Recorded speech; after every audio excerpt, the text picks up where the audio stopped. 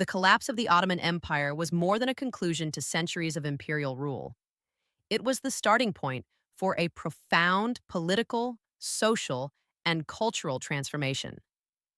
The end of dynastic authority, the disintegration of imperial institutions, and the exposure to modern political ideas created an environment in which a new national identity could emerge. This transformation reshaped governance, law, education, and social life, leaving a legacy that continues to influence the region and the modern Turkish state. For over 6 centuries, the Ottoman Empire had maintained authority through a combination of military strength, religious legitimacy, and dynastic succession. Governance was hierarchical, and society was organized according to religious and communal affiliations, with the Sultan at the center of political and spiritual life. While this system allowed the empire to rule over diverse populations, it ultimately lacked mechanisms to adapt to the changing political, economic, and social realities of the 20th century. By the early 1900s, internal weakness, nationalist movements, and foreign intervention exposed the limitations of imperial rule. Attempts at reform, such as the Tanzimat era's modernization efforts, had sought to centralize administration and extend legal rights, but they were only partially successful. The empire's collapse during and after World War I made clear that continuity under the old system was no longer possible. It was in this vacuum that transformative leadership and new political ideas could take root. The national movement, led by Mustafa Kemal, capitalized on this moment of crisis. What had been a society structured around imperial subjecthood began to be reimagined as a community of citizens with shared responsibilities and rights. The emphasis shifted from allegiance to a distant ruler to loyalty to the nation, defined by shared territory, language, and civic identity. The transformation was not only political, it was a redefinition of belonging and authority. Institutional reforms formed the backbone of this transformation. The abolition of the Sultanate in 1922 and the declaration of the Republic in 1923 eliminated dynastic rule, replacing it with representative institutions. Governance was restructured around a parliament, ministries, and a centralized legal system, all accountable to the people. Authority was no longer based on inheritance or religious sanction, but on codified law and popular legitimacy. This shift fundamentally altered how power was exercised and perceived. Legal and secular reforms further reinforced the break from the imperial past. Religious authority was removed from state institutions, and civil law replaced traditional systems based on religious jurisprudence.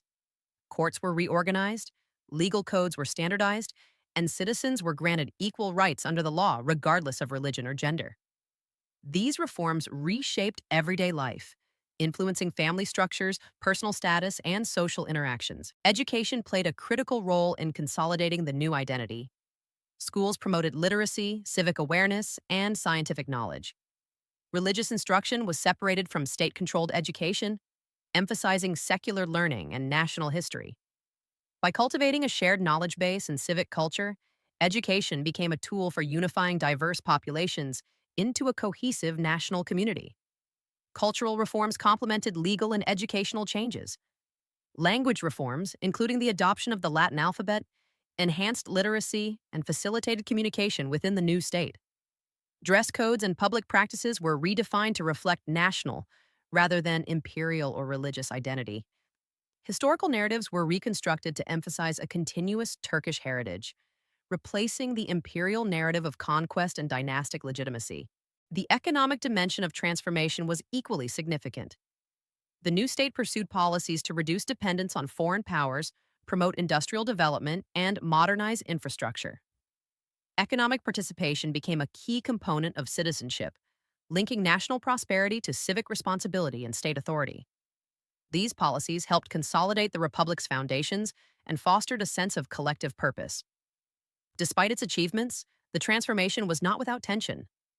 The imperial legacy remained deeply embedded in society, and resistance to rapid reform occurred in various regions. Some viewed the changes as a disruption of tradition, while others embraced them as essential for survival and modernization.